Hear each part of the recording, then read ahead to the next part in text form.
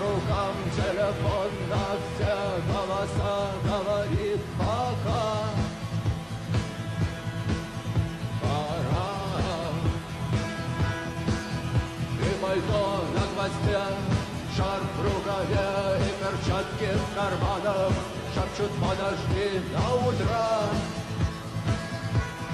До утра.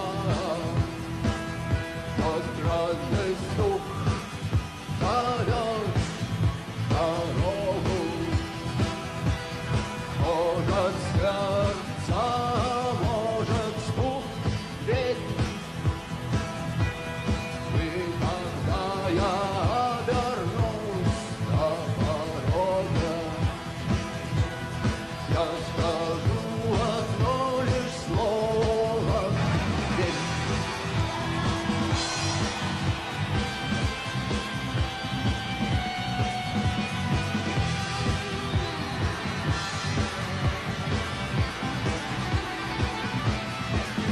И опять на вокзал, и опять к поездам, и опять проводник выдаст белье и чай.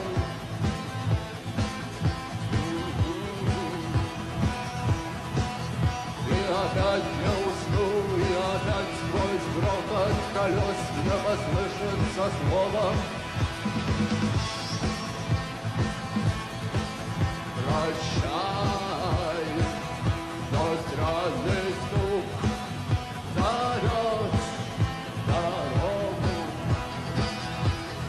Может, сердце, может, стук двери. И когда я